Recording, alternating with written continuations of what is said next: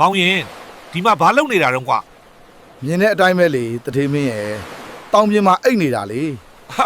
မောင်ရင်ကဒီချိန်မှာအနားယူနေပြီလားကွာအလုပ်ဆက်မလုပ်တော့ဘူးလား မနေ့ကလှုပ်ပြီးပြီလေဗျာနေဖို့ညစာရပြီ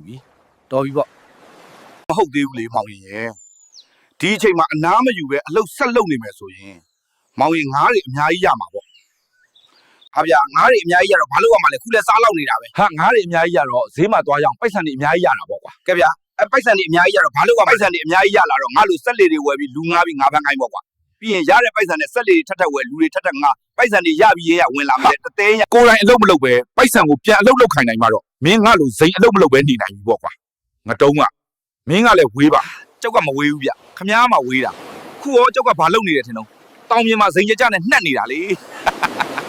ခမားလေးတွေရန်သူမျိုးငါးပါးဖြတ်စည်းမလားအလုပ်သမားတွေပဲမဟုတ်တာလူမလားစိတ်ပူရမယ်ကျောက်ကအေးဆေးပဲဗျဘာအပူမှမရှိဘူးခမားနေနိုင်တာတဲ့ကျောက်ကနေနိုင်တယ်ခမားမြင်တဲ့အတ ကိုရင်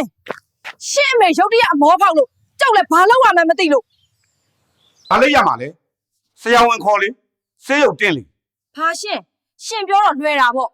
ဘဲမှလဲပိုက်ဆံ